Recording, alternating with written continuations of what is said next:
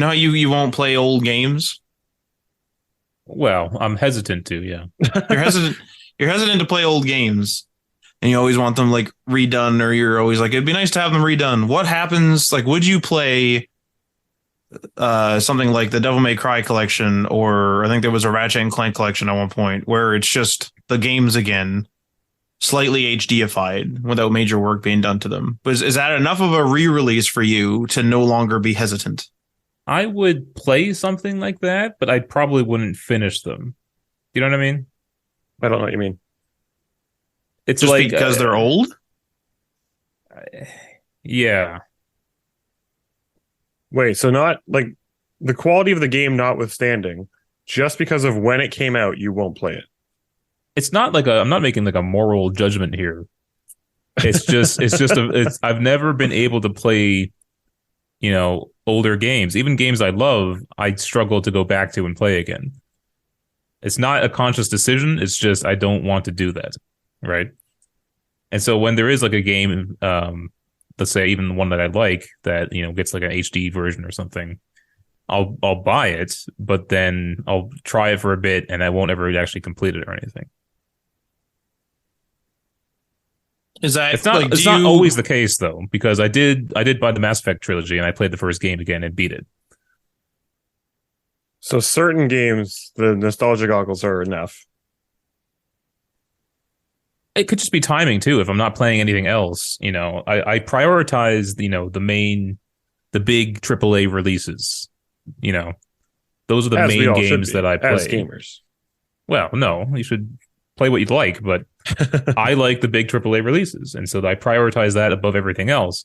And so if a big one is out, like let's say God of War is out right now, I'm not going to kind of, quote unquote, waste my time playing an old game. Mass Effect is arguably still modern though. If you went Yeah, back and played I think that was something, basically just like an HD upgrade. Like I don't think they really did much. They fixed a few missions or something like that, but it was basically the same game.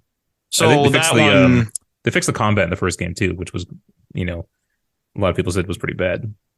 would that even count in your curriculum then? Counts to what? Because you're saying it's old games. So the thing I was envisioning was the reason why you didn't want to go back and play them is because the mechanics are old. That's not always the case, but that does play a factor. Because things like tank controls, fixed camera angles, worse auto aim in third person shooters specifically, stuff like that, plagued, I guess, older games because that was all they had. That was all they knew how to do. They're limited by the tech, whatever the reasons were. I do know I struggled with the original Call of Duty playing that again because you couldn't shoot through walls, and I've gotten so used to just shooting through objects of a Really? certain type that it just bothered me. I couldn't do it. Where the hell did you play the original Call of Duty? I had bought it for Mac, remember? Oh, I thought you couldn't get it running. No, so what happened is I had bought it for Mac, and it could get played. We were going to stream it, but then Apple released a Mac OS update, which I dutifully always download, and they killed support for 32-bit applications. And so Call of Duty got nixed, and the developer who ported it to Mac said we're not going to release an update for it. So fair dues. You get yourself into trouble with those updates, Ryan. I don't care though because I'm not going to go back and play COD. And well, did you care when you updated your router and your internet went from bad, we fixed it, to the point where it was manageable, and then just because you wanted a higher version number, you had bad internet again for 6 months waiting for a patch? I lived through it. I enjoy those kind of difficulties, though. I'll complain about them, yes, but I don't mind working through them. I wasn't working through it. You pressed update. It was broken. You could have rolled back. You didn't. So you and your whole family had to suffer with terrible internet again. Yeah. Completely unmanaged internet just because you wanted a higher version number in an admin panel on one specific random screen. Correct. There's no reason for that at all. Again, this isn't. I know it's irrational. I'm not making excuses for it. This is just who I am. Like Lady Gaga says, I was born this way. All right. She did say that. I remember her saying that. Mm-hmm. It was a quite pivotal moment, actually. We all have our quirks. These are ones that I understand I have, but I can't change it. I can't, Ones that affect your lives and lives of those around you. If there's a new update for something I own, I need to install it. I don't know what it is. What if there was an update for something and you knew it was going to brick your PlayStation, or you knew it was going to brick whatever it was? If I knew there was an issue beforehand, yeah, I would not install it. I'm not that crazy. I mean, yeah, right. I'm shaking my head, Ryan. I'm shaking my damn head. Oh, I know. I'm shaking my own hand. I'm shaking my head with you. But the wrong way, like you're shaking yes, and I'm shaking no. Nodding. Yeah, I'm nodding. Smile and wave. Smile and wave. Yeah.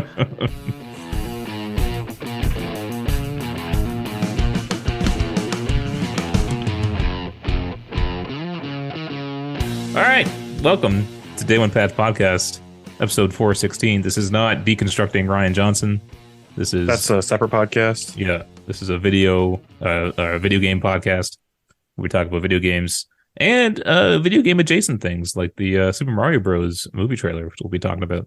But with me today, I got Tim Spence. Yes, sir. Matt Lawrence. What's up? And myself, Ryan Johnson. Adriano's not with us. Matt, where is he? He's busy. He's dead in your trunk. Last I heard, Ryan. Oh my god! I helped you load him into your trunk. You took me there. You took me there at gunpoint. It was horrible. It's not below zero, but it's cold out, so he'll be okay out there for a bit. I just said he was dead in your trunk. Yeah, but he'll be okay. He won't start stinking for a little bit there. Oh my god! All right, well, let's hop into it. I guess we all watched the Super Mario Bros. Movie trailer. This is a new one. The other one was more of like a teaser. I'm just going to pull it up and actually kind of look at it here. But what's your guys' overall impressions of the movie so far? At first, I was concerned, just specifically with the character of Mario, but getting to see more of the characters and sort of the actors' take on them and the personality and stuff, I don't have too many qualms with it anymore. I am pretty well getting actually genuinely excited for it. I think it's going to be fine.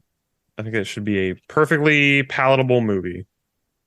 I noticed that Chris Pratt isn't talking a lot, or I should say Mario isn't talking a lot in these trailers. I mean, I think Peach might even had more dialogue than he did. She definitely did. I mean, it was just typical for the games. But I mean, I think it's really so that's true. I think it's really more of I don't know that they necessarily know and or care how people feel about Chris Pratt's Mario. I think they're just going to release the trailer that they were going to release anyway. But I feel like he's probably going to have enough lines of dialogue. I don't know that it's necessarily indicative of how much he's going to be speaking in the movie, honestly. I think it's just this is the trailer that they wanted to put out, and that's just how much he happened to be speaking. It's like the unfortunate parts were that he said the phrases "Let's go" and "Wahoo," which are two of Mario's most iconic phrases, and they were both so bland. I like the Wahoo. I thought that was pretty funny. The Wahoo was okay. He didn't have the same breath behind it that Mario typically has, so he was kind of like Wahoo, and it was like, okay, that was a good attempt, but you're really just going to go with the first take? All right. But I think they're trying to make him less of a cartoony character because, I think it would be a little crazy if Mario was as, energetic as he is in the games. I mean, Luigi is as energetic as he is in the games. Peach is probably more energetic. But your main character in these movies has to be a little more bland. Harry Potter is the most boring character in the Harry Potter it's franchise. Very true. It's very Luke Skywalker, again, the most boring character. If you have your main character be milquetoast, boring, bland, relatable, then it makes everyone else stand out more, of course. And and this is absolutely, and make no mistake, this is why I have say that I'm excited for it still, is because I am totally fine sacrificing Mario as a character so that everyone else gets to have a good performance. And if that means that Chris Pratt plays Mario and is just a very safe, low-key, bland performance, that's fine. because we get to have Jack Black Bowser, we get to have Charlie Day Luigi, we get to have Anya Taylor-Joy Peach, we get to have Keegan-Michael Key Toad, which was an odd choice I thought at first, but it's really growing on me. It's pretty funny. Yeah, it's good. I don't have any issues with Chris Pratt's voice from what I've heard so far. I think it was the initial shock in that first trailer. Everyone made fun of it. Everyone was laughing. I think it's okay. It's like fine, right? That's the thing. Yeah. It's fine. It's not, I don't know, necessarily supposed to be good, but it is fine. Sorry, Matt, what were you going to say? I got the impression that Chris Pratt was doing the voices for the wahoos and stuff, but then he was just talking for when he talked, which I thought was a little bit strange. I felt like he was doing the Mario voice for the little catchphrases, which I thought was a weird choice when he just seems to be talking for every other time. Oh, yeah. There is like a slight accent on it. He is changing it a bit. I did see someone like kind of joke that, they hired Chris Pratt to just sound just like Chris Pratt for Mario. Like every other movie. Yeah. But it is a little different. There is a change there. He's not just delivering the dialogue in his normal voice or his Peter Quill voice. I suppose we need to see a more long form, even a couple of full sentences, really, of him just talking to make the comparison.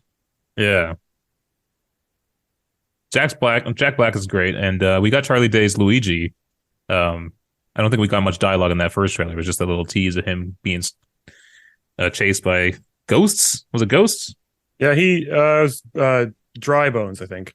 Oh, okay. The skeleton Koopas, but yeah, he did a bit of a yell. I think that was the extent of his voice in the first trailer.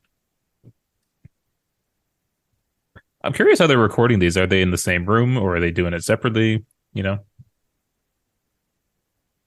I wonder if it would make that much of a difference, honestly. Oh, really? Yeah, I don't know. I feel like I don't know. Maybe I'm totally off the mark, but I feel like their performances would just kind of be the same no matter what. Maybe that's an unfair thing to say, though, because you never know what sort of chemistry a bunch of actors are going to have until you put them in a room together. Yeah. And I think we got confirmation that they are indeed plumbers in this movie. That's true. Yeah, there was like that level of... there was like that coverage, right, where they're associating them with... like they show a lot of Mario like doing... stereotypical plumber things. Looking at a leaky faucet. Yeah. Just looking at it and spinning a socket wrench around. Or not a socket wrench, but a wrench. An open-ended wrench.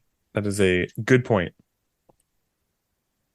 Yeah, so I'm pretty excited for it, I think, even though I'm not the biggest, I don't have the biggest connection to Mario. Biggest Mario fan I know. Oh my god, the comments are turned off. They were never on, I don't think. Good. Don't turn them on. They already know what everyone's going to say. Well, I sometimes you just don't need it. Sometimes democracy is the worst option. You hear it here first, folks. A quote directly from Ryan Johnson.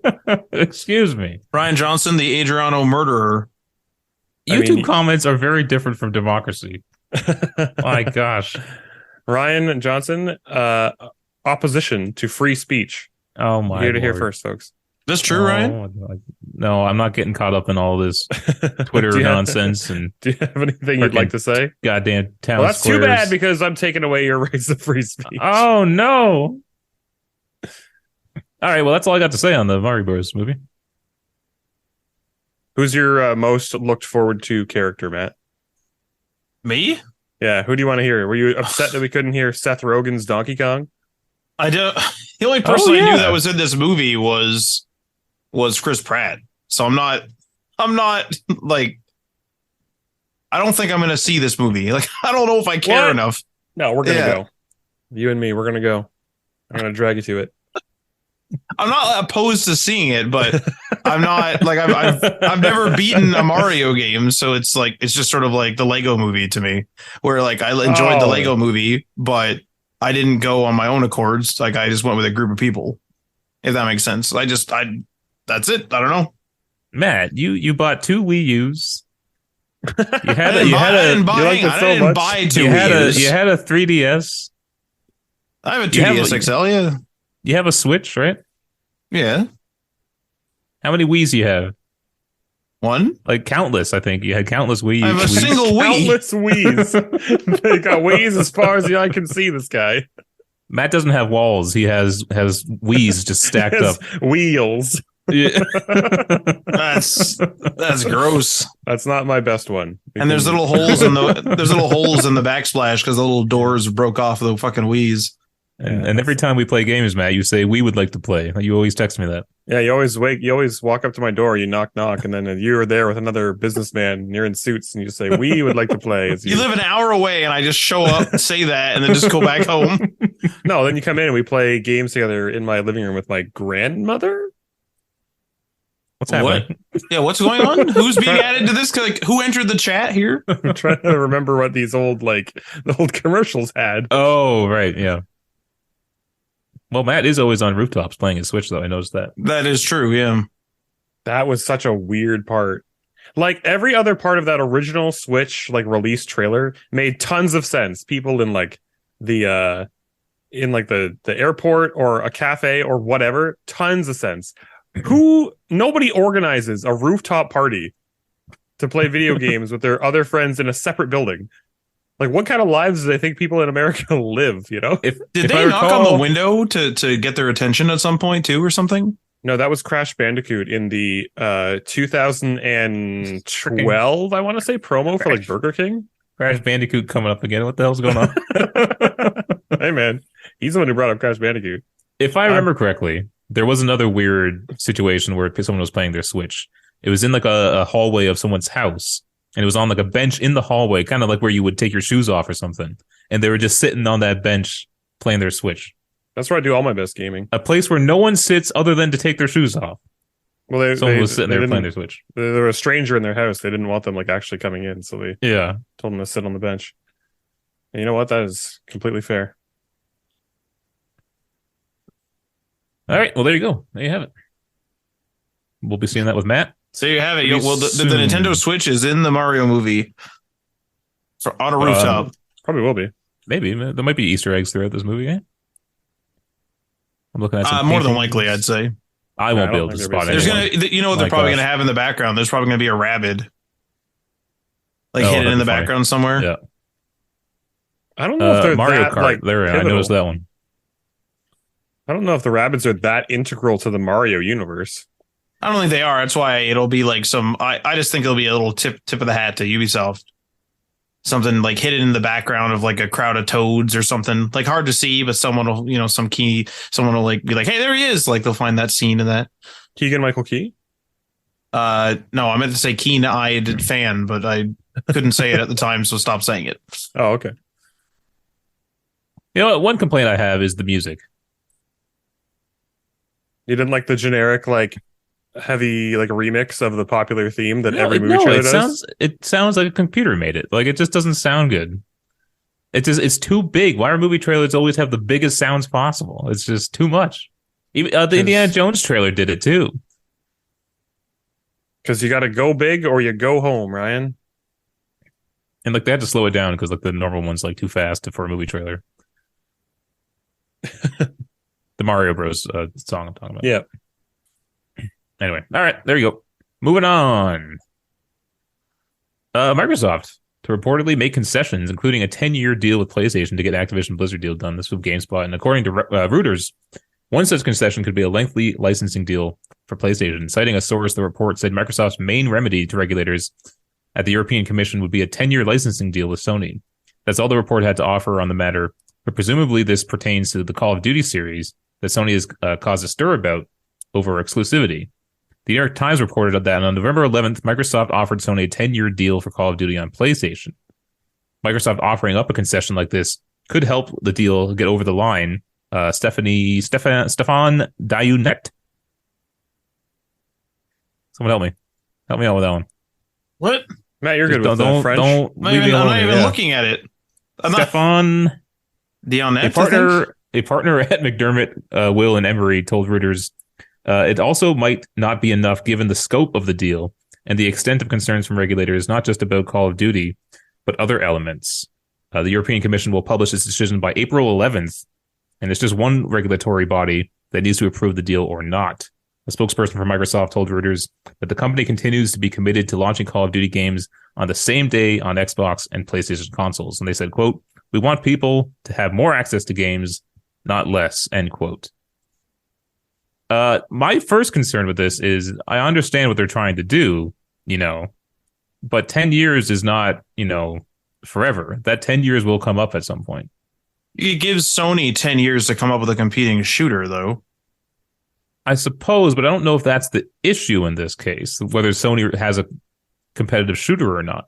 But it was already brought up earlier in the case that Sony has a far larger amount of exclusives and a far larger amount of licenses that they hold that Microsoft does not have. First party titles specifically is what I mean. That was already brought up.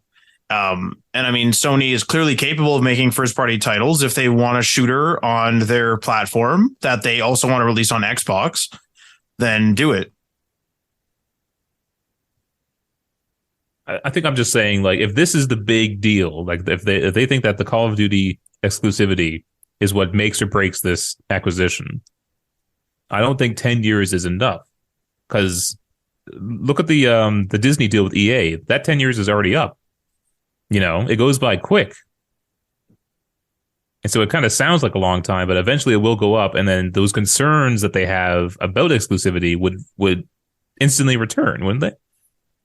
Yeah, but you can't enter or at least I think it'd be ridiculous to enter in an indefinite deal with Sony and being like, yeah, we'll give you, Call of Duty as long as you have a console. Because what if Sony does something where they no longer have a PlayStation and they only have a PSVR?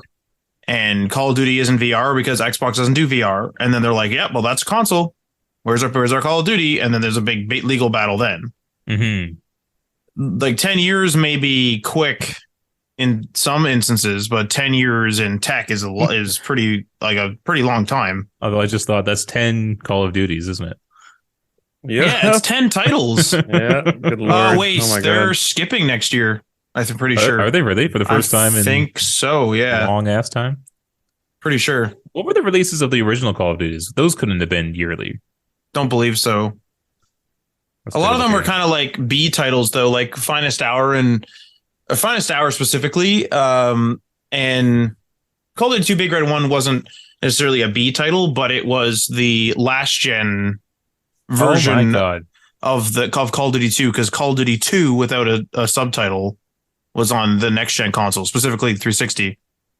So the first Call of Duty was 2003. Call of Duty 2 was 2005. And then from then on, it was annual. Well, like I said, there was also Finest Hour and Big Red 1, which Big Red 1 released at the same time as 2. So you had Finest Hour in there as well. Right. So Call of Duty 3 was, Call of Duty 2 was not on a PlayStation system. Call of Duty 2 was not, because Call of Duty 2 released on the Xbox 360. And then by the time the PlayStation 3 came out, Call of Duty 3 was out, and Call of Duty 3 released on the PlayStation 3. The original Call of Duty came out on Windows, Mac OS, N-Gage. Yeah, oh yeah. PS3 and Xbox 360. That's an old game, man. So what happened there? Why didn't Call of Duty 2 come out on PS3? Because PS3 didn't exist yet. Xbox 360 released 1 year before PlayStation 3. But they never even went back and once the PS3 came out to give them a Call of Duty. I guess no, because Call of Duty 3. Because the original Xbox didn't even get Call of Duty 2. Call of Duty 2 Big Red 1 was received on the Xbox. I don't know whether that was. No, it was. Yes, that's on PlayStation 2. That's right. So they got the same thing that original Xbox users got. Mm-hmm. Call of Duty 2 was I was a kid, so maybe I'm misremembering through nostalgic glasses, but it was a pretty big jump in power and field view distance and all that stuff. It was a fucking pretty impressive game for the 360. Mm-hmm.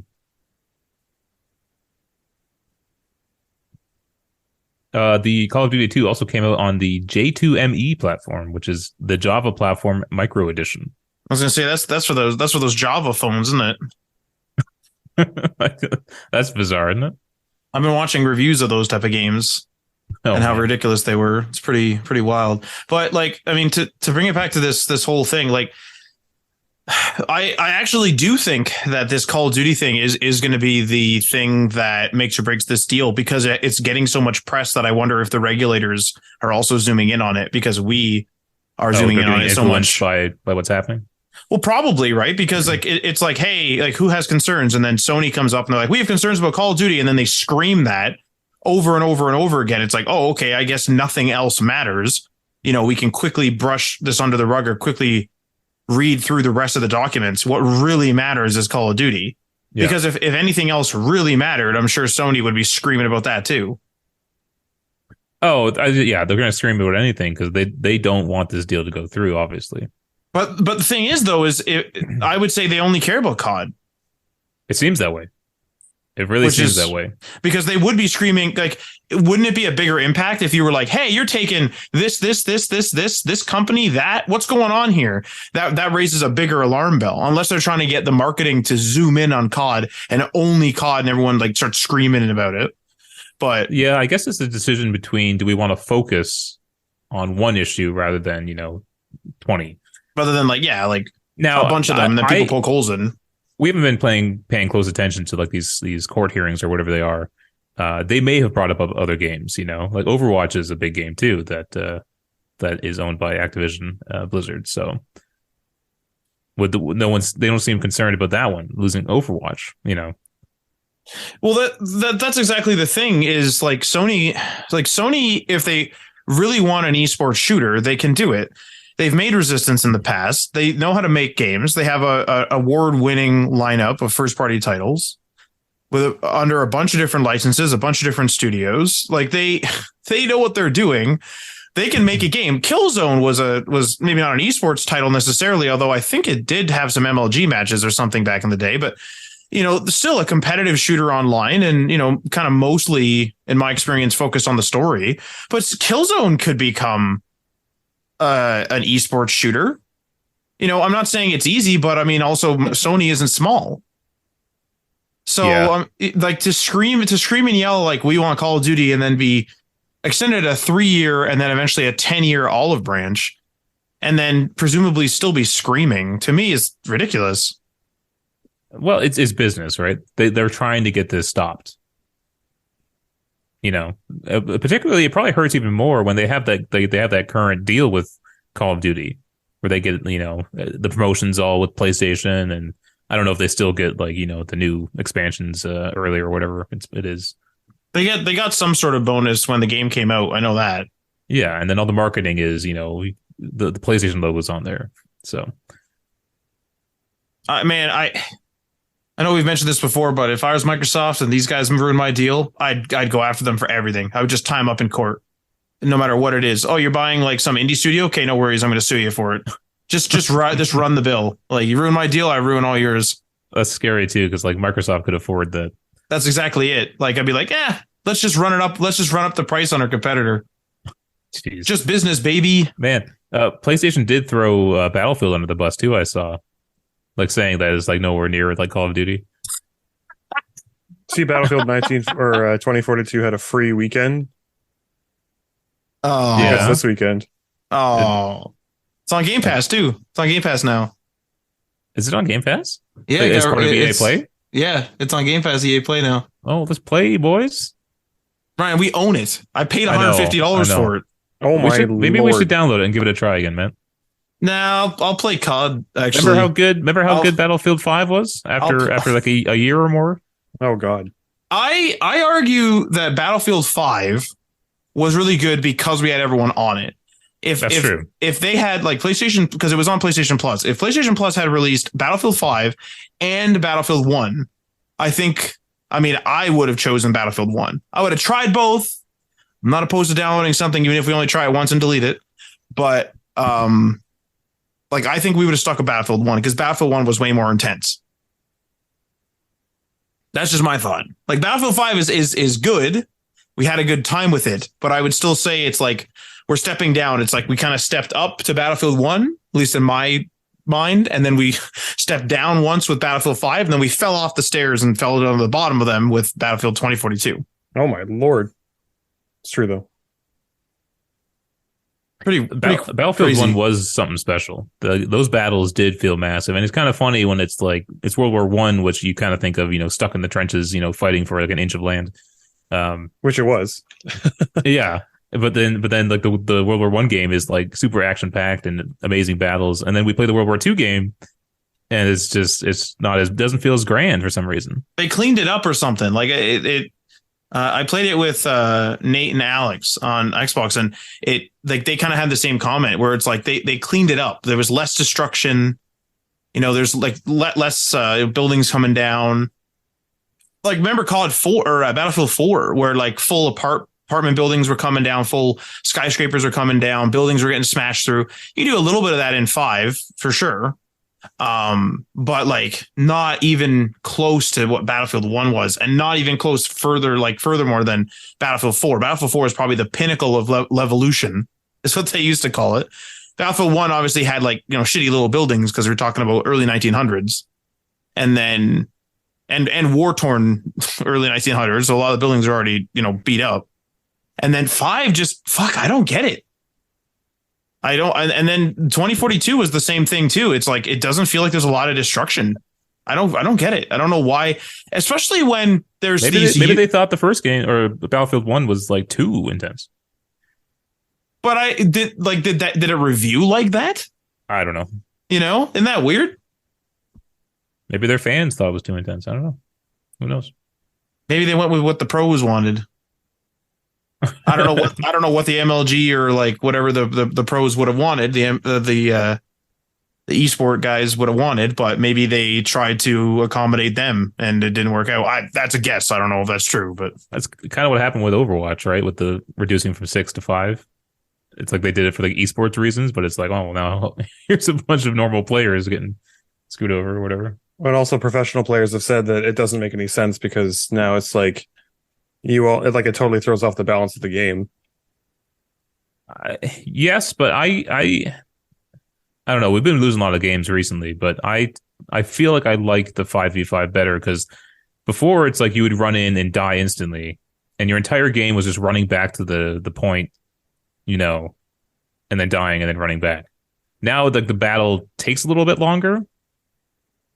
But now it's almost like in the opposite direction where it's harder to kill anyone. And so you're just endlessly fighting. It does feel like sometimes I'm shooting into a crowd because I'm Reaper. So like, let's say I'm not up close and I'm just sort of suppressing because I'm sticking with everybody and we're slowly moving up. So I'm only getting a little bit of damage, but I do feel like I'm shooting from a distance, getting hit markers the entire time, a little bit. They're not going down, which makes sense. I'm using shotguns from a distance. But then I'm also up close and I still got to just lay them out still. And I understand, there's healers and stuff, but everyone else is shooting too. And no one's dropping. Yeah. And I noticed like one person drops and then everyone drops. So the team dynamic seems to be more intact than ever. And going after really healers, dramatic. Going after healers is even more critical now. Very critical, because otherwise they just like I'm like attacking someone. They're like a few health bars away from dying, and instantly they're fully restored because they got 2 healers on them. Oh yeah. So I don't know. I think it makes the fights a little bit better because it's not just die quick. But I don't know. Maybe it needs some tweaking. Well, I was gonna say that I'm surprised that they would change because Overwatch League is sort of a world on its own, obviously. Mm-hmm. It's literally called like a separate league of their own. Yeah, it's literally a league of their own. So I'm curious as to whether it would have been worth it to make a build for them to test. Hey, try this 5v5. Does it make a difference? No? Okay. Then we won't push it to the masses. I think they did. The 5v5 came to Overwatch League first. Oh, we did it? Okay. Yeah. But I think there might have been too many.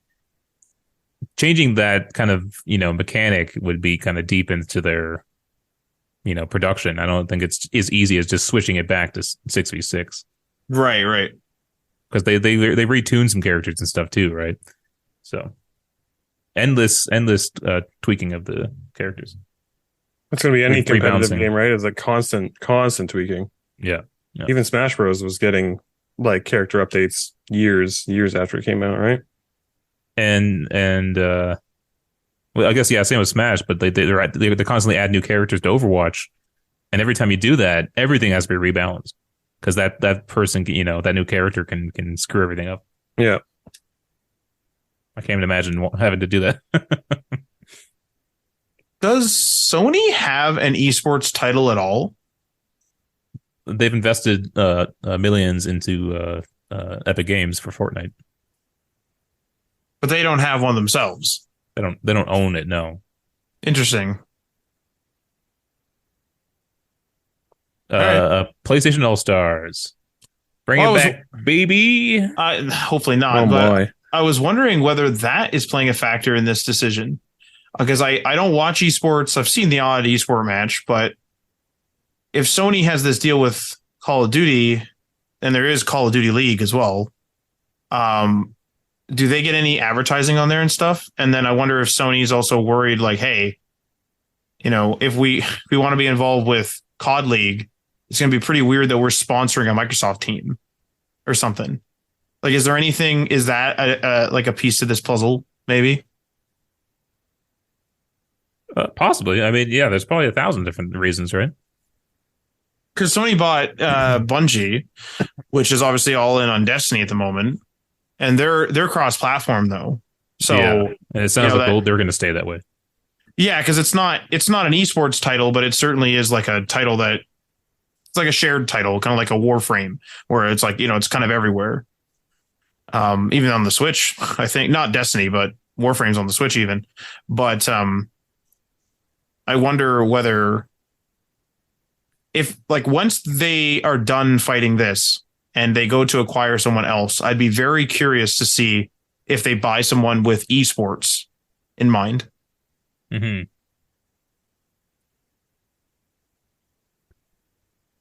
I think Sony's trouble is that they can't afford massive purchases like Activision. They literally could not afford that much money. Well, I told you the other day, Ryan, they should just buy COD. If the deal doesn't go through, you mean? Yeah, if the deal doesn't go through, they should just buy Call of Duty. If the deal doesn't go through, though, Activision Blizzard is not going to sell Call of Duty. Maybe not, but maybe. You never know. Unless they sell it to Microsoft for $69 billion. Or they sell COD to Sony, and then the remainder of Activision Blizzard is then sold to Microsoft. Yeah. And then Sony makes it exclusive right away. Yeah. Not even PC. Well, that's against Sony's interest nowadays. No, I know. I'm just.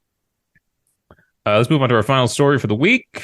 We apologize for the inconvenience, says Nintendo, addressing the Pokemon. What was it? Scarlet and Violet games. This is from gamesindustry.biz. And the post on his website introducing the latest update for the recently released Pokemon titles and how to update the games. The company released a statement saying, quote, "We are aware that players may encounter issues that affect the game's performance. Our goal is to always give players a positive experience with our games, and we apologize for the inconvenience. We take the feedback from players seriously and are working on improvements to the games," end quote. The patch, which was released today, is due to address a certain number of issues, including a bug with the music. It also introduces the first season of ranked battles and other select bug fixes. First season? What's going on here? We got a battle pass in here? Is there a battle pass in? I haven't been following the coverage of the game too closely. That's an interesting point. I don't know. It might just be like a seasonal ladder because it's PvP, but it just sounds like a battle pass. But we were kind of talking about this before, and I think we all know the answer. But I'm just getting frustrated with these apologies that kind of mean nothing because it's happening so frequently now that it's like I don't think these game developers or the publisher more so, cares. Well, we were saying they get their money either way. A bunch of people bought this Pokemon game. Mm-hmm. It was like the most pre-ordered Pokemon game ever or something like that, I think. Yeah, and so they don't have any incentive to make sure the game works well at release. And it's sort of the inverse, or the problem kind of does the inverse for me, because I specifically more so want to play the game now because of how bad it is. Yeah. And it's like, then I'm just fueling the fire because then they're only looking at the sales figures, so yeah. So I think Matt, you made a conscious choice after Battlefield not to pre-order a game again. Not unless I get to try it. Like, for example, Call of Duty, I got to try that beta. I've experienced Call of Duty before. I know what I was getting into. So I pre-ordered that because I wanted the stuff. But unless I specifically want the pre-order bonus, like the Fallout helmets or something, unless I want something like that, I'm out. I'll just buy it later. Even the launch day, I'll sacrifice the pre-order bonus. I'm sick of it. Sick of it. What's so frustrating nowadays, though, is like, we don't have a big reach, but other places that do. Everyone could preach, don't buy games day one, wait for the reviews or whatever you need to hear about the game performance and stuff. Mm-hmm. Don't pre-order. Everyone can be telling everyone to do that. It won't happen. Yeah, that's correct. It's a combination of people like me who want to be there when the game launches and see the discussions online and listen to podcasts and stuff about people talking about games. And then there's just, all the influencers and YouTubers and Twitch streamers who are playing the new games because those are going to get like a lot of views, so. And there are literally thousands, tens of thousands even, streamers. Yeah. So it's still lots of sales. Yeah. So I don't know what the solution is. I mean, I've always heard like vote with your wallet, but does it really matter when everyone else is voting yes with their wallet, And you're voting no, yeah. It's the classic microtransaction thing. The whales outnumber in dollars what everyone else every other person, yeah. Yeah. So I don't know what the solution would be. It's one of those things where in this particular case, like I'm looking personally as like if I'm going to come out ahead. And like buying Battlefield for $150 to play it 7 days early, to have those 7 days squandered because it would turn off the Series X, like hard powered off at random, to then have to wait for a firmware update, wait for a day one patch, and then I think it was the firmware update to fix the power off thing, but obviously a day one patch fixed a bunch of other stuff to then play still a super buggy version of the game. We couldn't play one of the maps. There's one map we've never played because every time we get in it, it just sits at like the zoomed out view, like as if you're supposed to spawn in, and then there's no HUD to spawn in. Mm-hmm. Wild. What was your chant, Tim? No gameplay, no hype. That's right. No gameplay, no hype. It's like we need something like that, but for a performance review, something. Don't buy this game. I don't know. That's so catchy. Oh my god. Yeah. No, we need a mantra like that though. I actually wonder, how there's the one indicator that a game might be bad is if they have like a weird embargo, like a review embargo where it's like, oh, you can't release your review until day of, or we're not going to give out any copies to the press. So you're going to have to just buy it like everyone else. Or Cyberpunk, which said you had to review the PC version and not the console versions. Yeah, like weird embargo rules that can be an indicator that a game is bad or there's something going on. I wonder whether you could actually put a good indicator in and say, not just a pre-order bonus, but have like a first week bonus. So it's like, our pre-order bonuses are certainly if you pre-order, but also through the first week of launch. So that people can see the reviews, because unless they're going to do an embargo weekend, then that's a huge red flag. But yeah. Returns would be important too. Steam implemented returns. I returned Gotham Knights because of its, performance issues and whatnot. So I forgot you did that, Ryan. Yeah. Pretty wild. I still do want to pick it up at some point once they fix a lot of things and, but we'll see. Yeah, I don't think I've seen anybody actually like play through that game. Everyone that I know of that played it returned it.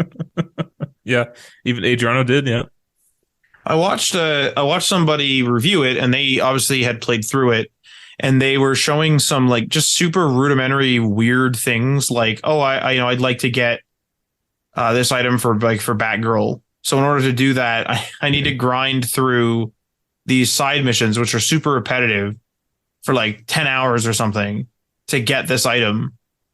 And then you have to do that sort of thing for each of the characters if you want to get to that like sort of same stage. And it's like, oh my Christ. Like it's a single player / co-op game. Why am I grinding through this? I mean, that's also Monster Hunter. I suppose that's true. Albeit with Monster Hunter World, at least, I did very little grinding and I was able to hit the credits. So you could. Yeah, you don't have to so much in World specifically, I think. And the more modern games, you don't really have to grind. If you know what you're doing with the older games, you don't have to grind either. But they definitely have made them the most like newbie friendly they've ever been. But either way, it's getting off topic here. Yeah. Could grinding have been seen as like a way to extend the length of a game without? Because isn't that what they said about like really old games? Is they were hard because they needed you to keep playing it to eat your quarters. Yeah, yeah, that's right. Yeah, 100%. I don't necessarily. Even if you're good at Monster Hunter, though, you have to put hundreds of hours into it because there's so much that you have to do. Like, oh yeah. If you want to reach the proper end game, you have to grind a lot of monsters because of like drop rates specifically, and that's a pretty like standard thing for JRPGs, but especially Monster Hunter. The thing with it too is, like, I suppose there's, like I was gonna say with Monster Hunter, is that there's almost a realistic component to it where, like, sure, if you wanted to build some crazy weapon, you would have to go and actually hunt 3 of that monster or 4 of that monster to get like a good horn to then use it as a sword or whatever. So there's a realistic component to that. Even in the Two Worlds, like even the B RPGs, kind of like we're playing Two Worlds 2 right now, but there's other games like that where, you know, you wander into an area that you're not supposed to. It's like one of those games that doesn't scale to you. You wander in an area you're not supposed to, you just get you just get laid right out. Sometimes you got to go back, and if you don't really know what you're doing, sometimes you have to grind the same area over and over again. Or maybe you have to find, quote unquote, the right path to progress forward in a safer way. And that's sort of more realistic. So it's grinding, but it makes sense. But when it's something like, hey, go and fight these, Batman goons over and over and over and over again in these little stupid arena things, it's sort of like, okay, I've played this. Mm-hmm. Well, also the thing with Monster Hunter, just like to finish off as the example, like half the fun of Monster Hunter is getting good at it, like getting to the point where you can take out a monster super quick, and that sort of thing takes practice. So it's not even just that you have to do that like mechanically to play the game, it's also the desire to get better at something, right? Treating it like a skill. Mm-hmm. Yeah, that's true. Like we've had discussions on this podcast before where some games like Dying Light's a good example where you really, your character levels up and gets more skills, but you also get better and more skilled at parkouring. And so it's like a really big growth curve for your character where you're getting these grapple hooks, you're getting the longer jumps, you're getting the rolls so you can fall further distance. But at the same time, you as the player are understanding what you can grab, where you should be running. Should you be on the rooftop here? Should I be in the alley? Should I be hugging the walls? Like, where should I be? And like, that's not necessarily a grind, but it still is like a skill up that ends up being for me, one of my favorite parts of the game was being an absolute shit parkour artist. And then just like by the end of the game, being able to like rip around a whole skyscraper without a thought. Absolutely. Yeah. It's the skill component is a huge part of a lot of games. Like you watch people go back and play like Doom, like, or Quake, or any of those like old school arena shooters. Like it's all about the skill. The whole point of it. It does feel good to finally, like, I won't get into it because like it's what I've been playing, but like Devil May Cry, like I was getting my ass kicked, ass kicked. Any like combo based combat game or shooter or whatever, yeah. Pretty wild. Well, my problem with these apologies is that these developers know, and I would hope the publisher is aware, like that there's issues with these games, right, before they go out. Mm-hmm. And so when you apologize after the fact, when you knew there was something wrong, it's like, okay, you're kind of sorry you got caught type of deal, right? Yeah, sorry you feel that way. Yeah. And so it's just like the solution is to finish the game. And it's crazy. Like this, they already have an update fixing some issues, right? That came out like what, 2 weeks later? It's like you couldn't have delayed the game for 2 weeks. I know this patch isn't going to fix everything, but Yeah, publishers to please. That's the problem, I guess. Yeah. What are you gonna do? Sure. Yeah. So it sucks. It sucks too because like you're like it's not even like you put it out and you're sorry you got caught because it's like everyone's going to notice it right away, unless it was something like the end game of your game sucked, right? So the game maybe reviewed well because a reviewer is not going to stay in the end game forever necessarily, and so they get like this really shallow end game experience, but the shallow end game experience is fun, so they're good with it, and they put the review out. Whereas when your game is, buggy everywhere in the menus and the cities and the, wherever else you play, it's not, you're not covering anything up. Yeah. All right. That's it for the main stories. I do just want to go kind of quickly into Game Awards, which is taking place Thursday, November 9th, 8th. December 8th. Goodness me. Come on, Ryan. Get it together, man. So I just want to kind of go over like some predictions that you guys might have. I do have a list of things that were announced in 2021 at the Game Awards, and kind of funnily, a lot of it we haven't really seen anything since then. So there's things like Star Wars Eclipse, which had a cinematic trailer. That's the Star Wars game being made by Quantic Dream. Oh yeah, we haven't really gotten an update on that at all. They've not even talked about it. Alan Wake 2, I don't know if we've seen much. I think we got a trailer or something for that, right? Yes, there was I think a cinematic and gameplay trailer for that. Yeah, that's right. Wonder Woman game. Haven't really heard anything about that. Is that by Rocksteady? No, that one is by the guys who made Middle Earth's Shadow of Mordor and Shadow Monolith? Is that Monolith, right? Yeah. Okay. I'm actually kind of excited for that one because I did like those Mordor games, so I think that could be pretty cool. But we'll see. Don't pre-order, I guess. No gameplay, no hype. There's a lot of speculation that there's going to be an announcement for Elden Ring DLC. Oh yeah, that's interesting too because Elden Ring did have a trailer at last year's Game Awards. There's been a lot of data mining. So people, in terms of content, kind of already know what's coming, like have an idea of sort of some of the features that are going to be within potential Elden Ring DLC. But there has been no official announcement yet for such a thing. What are they data mining? Is there like, are they laying groundwork in the updates to the game? Yeah. Okay. Yeah, and some unused stuff or things that are in there but not having been used yet, that kind of thing. Right. So. Suicide Squad, Kill the Justice League, which has been taking forever to come out. They showed gameplay last year, but then again, an entire year passed and haven't really heard anything about it. Haven't seen anything else. I hope it does not suffer the same fate as Gotham Knights. I mean, I have a little more faith in that one because that is Rocksteady, but the time it's taking to make that game does give me, some pause because you have like on the one hand, you have great games that take forever to come out, like GTA and Red Dead and stuff like that. But then there's other games that take too long and it's bad. Famously, Duke Nukem kind of comes to mind. Duke Nukem in development forever. Yeah, so it could be a hit or miss with how long it takes to make a game. Hellblade. Was that 12 years? For 13, I think. For Duke Nukem. For Duke Nukem? Not the longest game in development anymore. I can't remember what it was, but something took that crown recently. Yeah, I remember hearing that too. Oh, man. Hellblade 2 said it was a saga. Hey. Haven't seen anything on that either. So anyway, are there any hopes any games you hope to see? Any predictions as to what we might see? I mean, Elden Ring DLC for me. Yeah. I'm very hyped for. Good.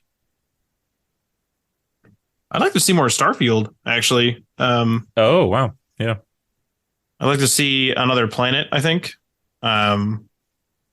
Maybe a more customized ship or something. just like a different feel, because those games usually allow you to do a fair bit of customization to your character and your settlements and stuff like that. I wouldn't mind if they took like another save file in whatever they have working currently and do everything the opposite of what we saw before and see what it's like. What was the game you just said? Starfield? Starfield. Because that was supposed to be out by now, right? That's right. Or yeah, it's supposed to be out in November. That's right. If I remember correctly. And they just moved it into what? January, February? Or is it even further? I thought it was March, but I actually don't know. Oh, maybe it's March. Is it March? Let's double check. So we definitely could start to see, the promotions kick in for that. That's a pretty good one. You should bet a Panzo on that one, man. I already won that Panzo, bud. I already won that Panzo. You could go 2 for 2 on Starfield Panzos. Nah, not on Starfield. I've already got my Panzo from Starfield. First half of 2023, it says. Oh, they didn't give a month half. or a date. Oh God. Yeah. Okay, well, maybe we will not see anything. You want to bet a Panzo on that? I ain't betting no Panzo not right now on that. I gotta see if we see actually been ordered and or eaten. I feel like this is like a cryptocurrency now. Okay. Oh yeah, I think they've all been claimed. There's one outstanding because we just haven't gotten the answers on it yet. Oh, okay. Yeah, that's right. But like, I've eaten 3 free Panzos. 3 free Panzos. Panzerotti for those listeners who don't know what we're talking about. And if you don't know what that is, you can Google it. Well, if they don't know what a Panzerotti is, calzone. And if you don't know what calzone is, Panzerotti. Correct. It's a folded over pizza. No, now there's no mystery. Damn it. No, the Google would have ruined the mystery instantly. No, that was the point for them to. Okay, never mind. Doesn't matter. What'd be interesting to see is that Wolverine game. Oh yeah, that's the Rocksteady, right? No, that's Insomniac. Oh, yeah, right. The Spider-Man guys. Yeah. Rocksteady's doing the Suicide Squad. Yes. Yeah. No. Yeah. Wolverine would be great to see some more for Wolverine. I'm really excited for that game. I'm not a big comic book guy, but I do really like Wolverine as a character. And if it's Spider-Man or Wolverine, I'm interested. So I think that gameplay could be really fun too, especially when Insomniac's doing it. Oh, if they make it like super grisly too, and just make it that you can like rip people in half and stuff or cut their arms off, that would be really cool. I don't know if that's going to happen because it's. How could you not? It's Wolverine. I know, but I don't know. I don't know if it's confirmed or not.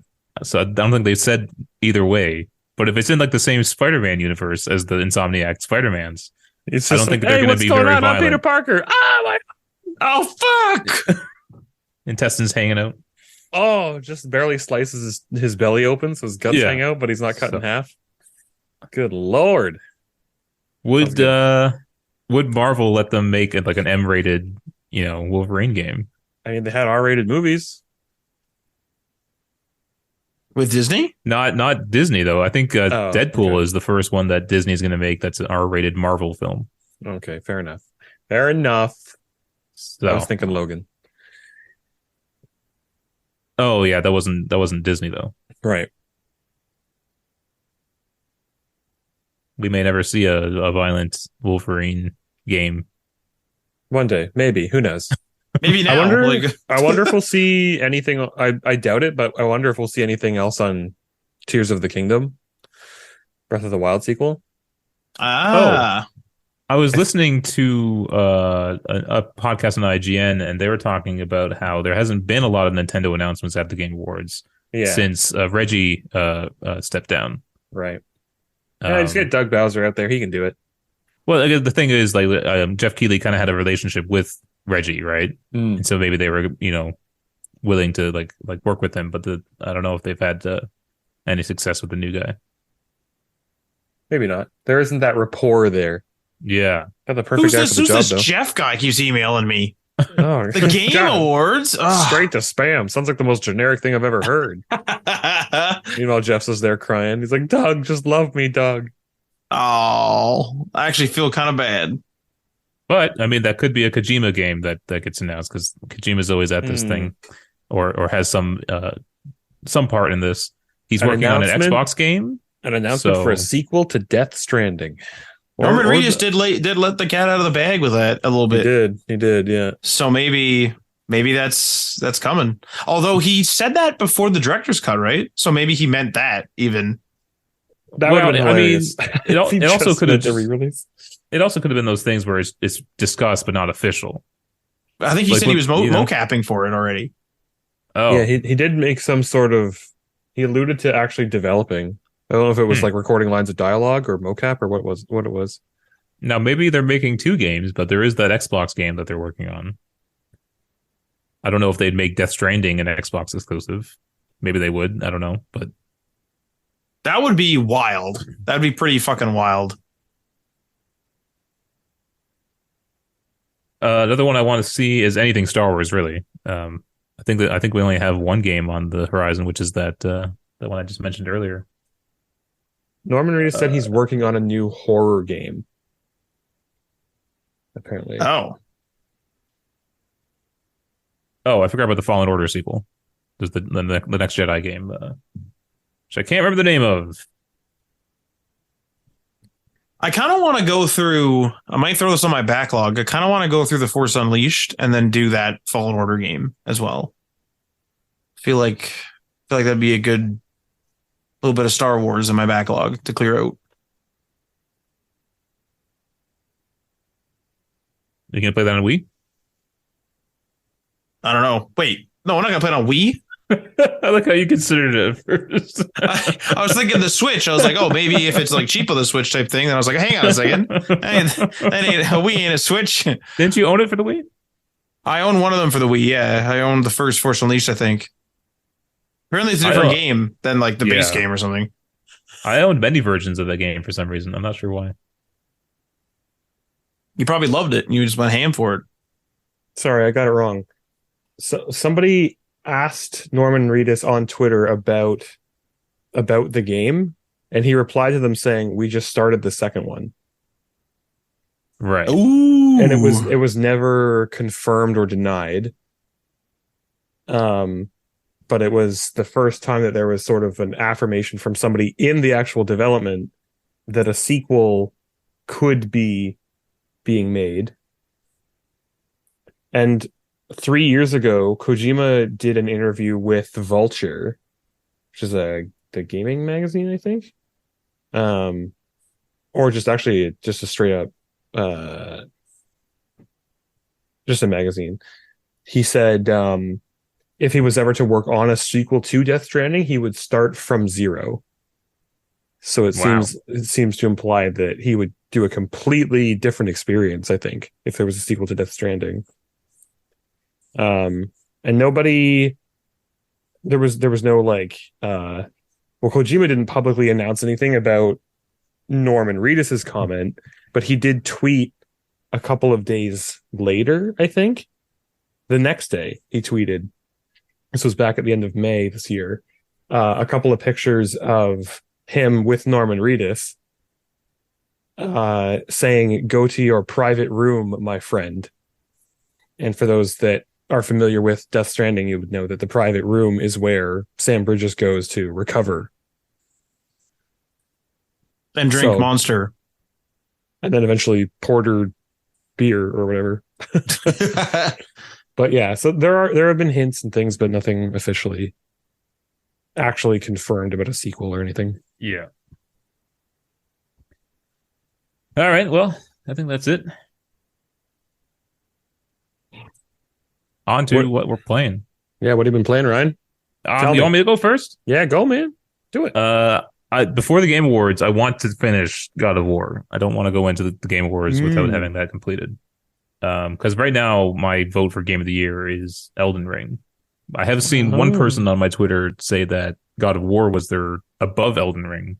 Okay. Now, I don't think this person liked or has like an affinity for FromSoft games. So, to each their own. But I'm betting it's still going to be Elden Ring no matter what. No matter how great I think God of War is by the time I finish it, I think it will still be Elden Ring, just from the impact it had. God of War is not having that same kind of impact. The first game did, because it was all new. And this is like a sequel, that's very similar to the first game. Yeah, I Or was gonna say, of any like complaints that I've seen, if you could even call them that, for Ragnarok, it's that it's just the same game again with new stuff and like yeah, nothing necessarily like um different enough from the first game. It's just more of but what was good about the first game. yeah, it's good. That's the thing. It's really good, but it's nothing we haven't seen before because we've played God of War, and now Ragnarok it's that style of Yeah. God of War. Yeah. Whereas Death Stranding, Elden Ring was, while yes, very similar to previous FromSoft games, it was also a completely different scale. And yeah, lots of new gameplay mechanics and stuff. Other than that, nothing really new for me. Overwatch, Fortnite. I think I mentioned last week I booted up Red Dead Redemption. I tried playing the original Witcher. That quickly fell off, particularly with the remake coming out and the new versions or the next gen updates for Witcher 3. So anyway, that's it for me. Real quick. Yeah, December 14th, that next gen update's coming out for Witcher 3. I might actually get around to playing it at that point. Oh, yeah, that's a good game. Yeah, everyone's told me, like, if you like RPGs, you have to play The Witcher 3. And I was always like, I have to play the second one first so I get the context for a lot of the characters and stuff. But at this point, like, I'm never going to get around to it. So I may as well just play 3. I mean, yeah, and I jumped in at 2. I played 2 before playing 1. And I've never finished 1. But you kind of catch up pretty quick. It's not bad. Yeah. Matt, what are you playing? Me? What? Yeah, you. I have gone back in time and I'm playing the Devil May Cry trilogy. It's the PlayStation 4 port of the PlayStation 3 HD version of the PlayStation 2 original game, and I'm playing it on a PlayStation 5. It's the game playing the game disguised as another game.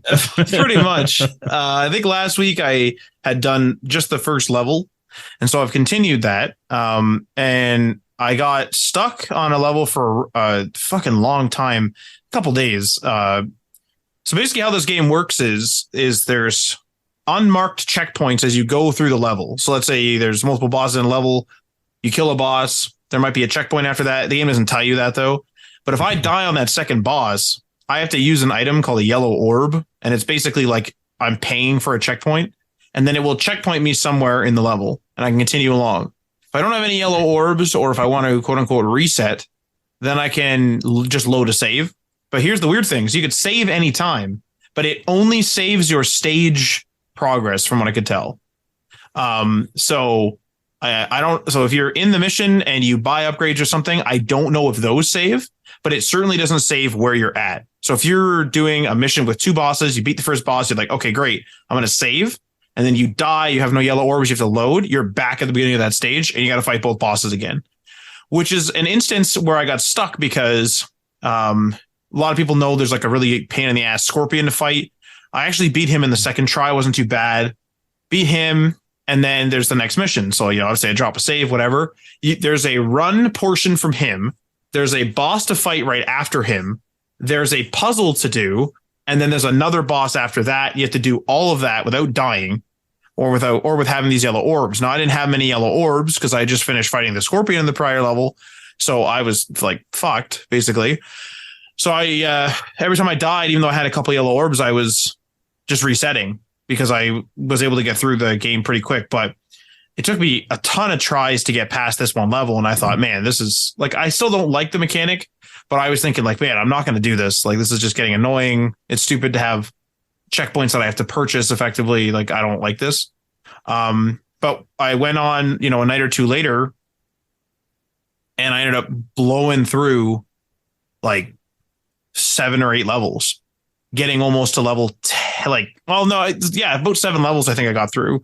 So like getting to in and around level 10, stage 10. So that was cool. So I'm sticking with it. I'm getting stuck here and there, but there's some, telltale things. Like sometimes I'm like fighting some things and I'm losing, and I realize like, hey, these aren't vital enemies. I'm just going to get the hell out of here. And I just run away and open the door and go to the next area.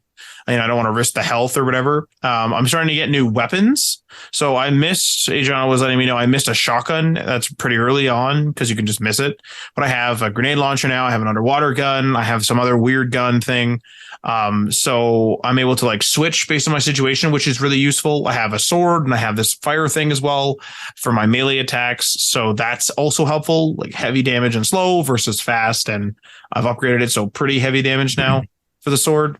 So I have options. So I'm getting through the game. I have 4 more levels. I'm on 17 right at the beginning, and I believe there's 20. And I presume 20 is just a combat sequence. So I'm getting there for sure. Once I figured out how everything worked well and all that. And then hopefully on to either the second game or I may tackle the first Arkham Asylum. Oh, yeah. Because I have that trilogy installed as well. These are like 2 trilogies I have on my console at the moment because like they're in my backlog. And I don't want to like do what I did with Red Faction where I went through all of Red Faction in a row. And I just, by the end of that last Red Faction, I was like, I can't fucking play this game anymore. And I looked up how long it was to beat and I just tossed aside a Sunday and I was like, I'm literally beating this game today. I can't play this game anymore. I can't play this series any longer. I'm sick of Mars. I'm sick of it. And so I just beat it. And that was the end of that. But other than that, I've been playing a little bit of Call of Duty. It's been pretty fun. Haven't tried Warzone or DMZ yet. Been playing just the regular modes, invasion and deathmatch and, whatever, all the rest of it, hardpoint and stuff. Pretty fun. Starting to get into leveling up my guns and, really smithing them the way I want, because you can now like smith the guns. So you can like you go into a gunsmith and you like choose all your attachments, but then you can also tune the attachments. So if you pull out a grip that say like really drops your aim down sight speed, but like really raises your recoil control, but you don't really need that much more recoil control, you can actually tune that part so that it acts differently. So maybe it'll have, less of the detriment and a little bit less of the benefit as well.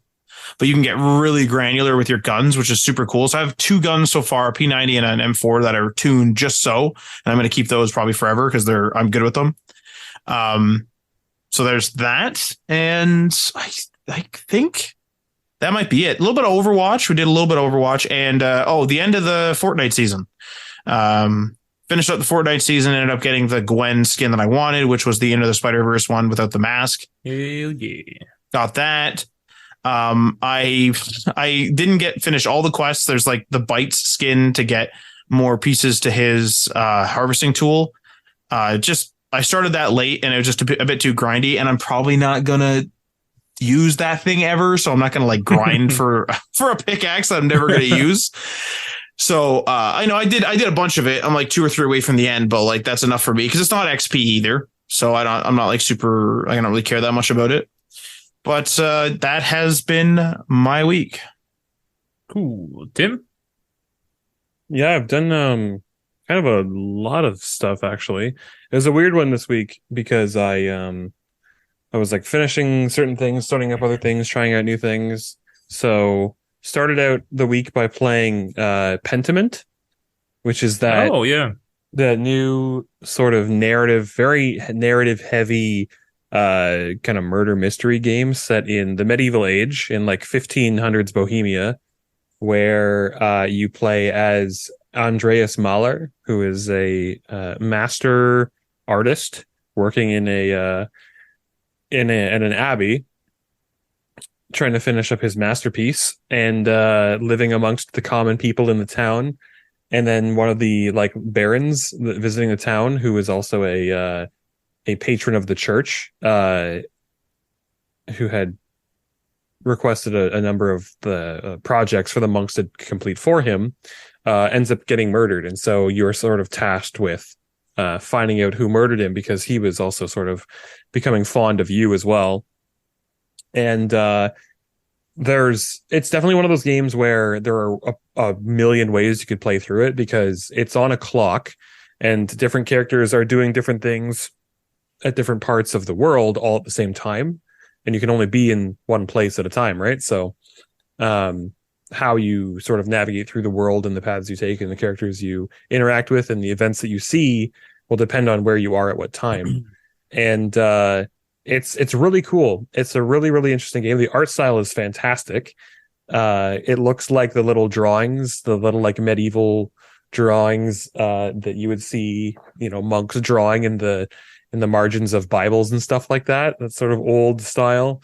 So it's super cool, and the animation is also really kind of funny because it all I think is hand drawn animation style, and the characters don't have that many frames of animation. So it also looks kind of old school as well. The fact that they sort of walk at a low frame rate, you could say, because they only have so many frames of animation. But the expressions that are drawn on the characters' faces are all very good.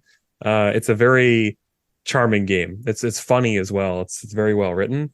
I don't know that it makes for a great stream game though, because there's so much dialogue. I spent, 3 hours of a stream basically just reading everything that would come up on screen from every character, and it was a lot of just like world building a lot of the time.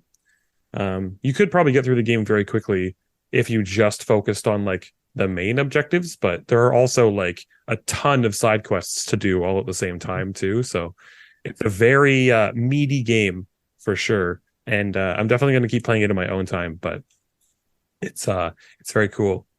I remember when. Oh, sorry. No, go ahead. I remember when the game was first announced. I can't remember what event it was at, but me and Matt were watching it together. And as soon as it came on, and I saw what kind of game it was, I remember I said, "I'm out." But then I saw the reviews, and it was getting like tens and stuff, and then it got me interested, and I actually downloaded it. I haven't booted it up yet though. Yeah, it's really cool. It's definitely one of those games where you have to be paying attention to what people are saying. Okay.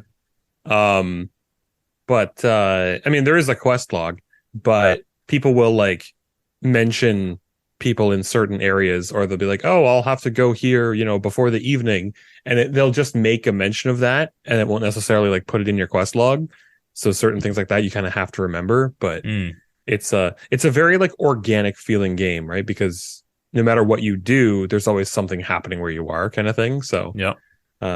It's very cool, and I'm a big fan of the writing. And there are certain like elements in it that you can that will change dialogue options, because you can basically dictate what your character's past is.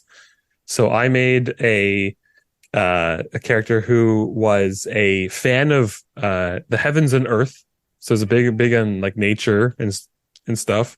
Who was a ruffian growing up, and he was a very good orator and loved to debate, and was knowledgeable about medicine. So there's lots of little like different choices you can make in terms of his background that determine what topics he'll be very knowledgeable about when discussing things with people, and that can either like help or hinder you, which is really cool.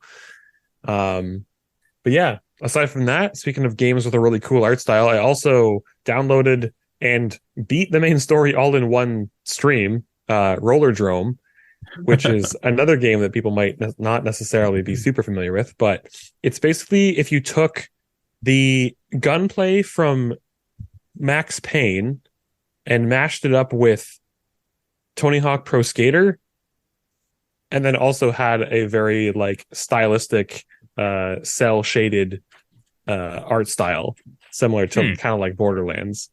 Interesting mashup.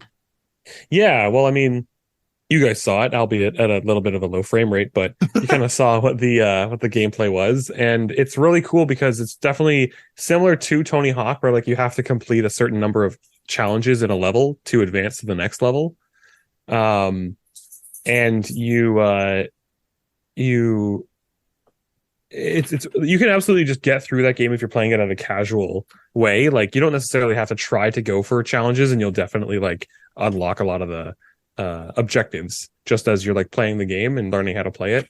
But it's definitely one of those games where it starts out really accessible and easy and gets really hard by the end. Like I've been going back and trying to play through it again, and there are some challenges on levels that are like really like nail bitingly hard. Oftentimes in the way of like keeping a combo streak going for long enough, like as you hit tricks and you and you take out enemy characters, like you build up a combo meter, and you have to keep obviously like doing, taking enemies out quickly enough to keep your combo up. And the later levels have a requirement to have a combo going for the entire level. So a requirement. Yeah. Well, like for that specific challenge, every level has 10 challenges. And in the later levels, I think the last 3 or 4 levels, the combo requirement to complete the combo challenge is having a combo the entire time. Woo-wee. So that can end up being, 40 or 50 times combo, right? Whereas the earlier levels are like, maybe it gets up to 25. But yeah, it's really good. And the other big thing about it is that it's a shooter, like I mentioned with the gunplay from Max Payne, but you reload your ammo by doing tricks. So it's not a matter of just like running around and shooting everybody. You have to be like going off quarter pipes and doing aerial tricks and grabs and flips and stuff to then reload your guns. And you unlock various guns as you go through the game, but there are only 4. You start off with 2 pistols, and then I think in the 2nd or 3rd level you unlock the shotgun, and then in the 4th or 5th level you unlock the grenade launcher, and then you unlock a charging rifle that can like do piercing damage. So it's a very simple game in concept, but it's got an extremely high skill ceiling that is pretty satisfying to pull off, because you're just flying all around the track and doing flips, and it's also got a pretty loose story to it as well.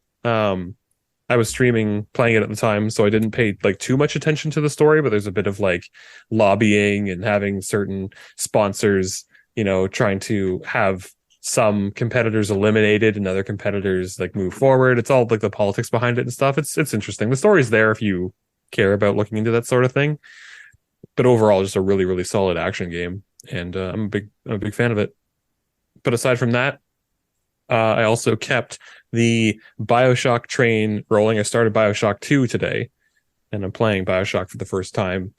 We finished the first game like 2 weeks ago, and then I was off last week because of work in our house, but also the fact that my computer was not working. And so we started up BioShock 2 today and got through, I would say probably like the first chapter, you could call it, I think. And that game is honestly just like the first game, but a little more polished and a little more just like quality of life improvements, I will say. I think it's similar to like how I felt about the Ezio games for Assassin's Creed, where each one was just better than the last. I think BioShock 2 is just sort of as good as BioShock, but better in certain areas. So I feel like I'm really going to enjoy this game too. But that's largely been my week. Is that second one reviewed poorly, did you say? Or maybe I'm just remembering it? I don't think so. I could look it up. No? Because I remember people bitching about it, but it was kind of like a prototype versus prototype 2 situation again, I thought.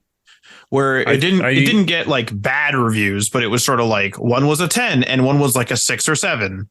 I do know that there are people who like it more and then people who like it less. So I think it just depends. Just an opinion? Okay. Yeah. Didn't it come out like a year after the first one too? Like pretty quick or something? I don't remember, actually. I remember people going nuts for it, and I played the first demo, but I never really got into it. I don't believe it was made by that guy who made the first one, right? What's 3 years later. Ken Levine made the first one in 2007. Second one came out in 2010. It doesn't mention Ken Levine. Jordan Thomas was the director of BioShock 2. Okay. It is only on Google anyway, and Metacritic. It is only slightly lower reviewed than BioShock 1. BioShock 1 has like 9s and 10s. BioShock 2 has an 88% on Metacritic. And then it has multiplayer too, right? Does it? It does say, yes, multiplayer mode. Yep. Interesting. Actually, yeah, that's a good point. I remember watching a friend play it like way back in the day on PS3. And I remember watching her play some of the multiplayer. I think everybody played as a splicer. And different splicers had different powers. It was sort of like an arena combat game. Different characters had different abilities, I seem to recall. I was going to say, it's kind of like an Overwatch. Kind of like an Overwatch, BioWatch, Overshock. Lawbreakers. Oh, Yeah, it's really good. I like I'm really growing, gaining an affinity for the world, the environment. I'm really enjoying Rapture as a location and all of the different people and players in the game and stuff. It's one of the few games where I genuinely enjoy finding audio logs and like listening to the drama stirring between the characters, different people's takes on different situations and the fall of like Andrew Ryan and then just other key players and stuff. It's really interesting. You really feel like you every time somebody like contacts you via like the radio in that game, you're just wondering, how is this person trying to manipulate me? It's cool. I'm really enjoying it. That like stems from that first game, right? I don't know if I want to be spoilery, right? But like you really trust the person in the first game on the radio, and then like that kind of like pours over to this where it's like, who is this son of a bitch? Who's calling me here? Yeah, everyone. There are a lot of people contacting you in the second game so far. You play as a Big Daddy in the second game who has a specific bond or a close bond to a specific little sister named Eleanor, and Eleanor gets taken from you in the beginning of the game, and then there's like a flash forward 10 years, and so then you're sort of going on this quest to kind of discover what's going on in Rapture 10 years after the events of the first game, and also the effects of a Big Daddy being without its like bonded little sister, but also she's important because she's the daughter of Sophia Lamb, who is another like major puzzle piece in the overall construction of Rapture. So it's really great. They do a fantastic job of world building. It really sucks you in. Pretty good. All righty. That's all we got for this week. Tim, where can they find you? If you're a fan of BioShock 2, I'm going to be playing through the remainder of BioShock 2 and then eventually BioShock Infinite as well in due time. Over on twitch.tv/the sidetrack, where I'm always playing action games, RPGs, and spending way too long doing it because we get distracted. And then on Wednesday nights, we tend to stream as well, playing some multiplayer games, namely Two Worlds 2. Where's that happening, Matt? Twitch.tv/day1patch media. Look at that. What a beautiful segue. And then Ryan doesn't take it over, so he just all right. Beautiful segue and a big pause. We'll see you guys next time. See you next Friday. Thanks for listening. Wait, Monday. Nope, Sunday. Ooh. When do we upload? I don't know. Monday. Peace.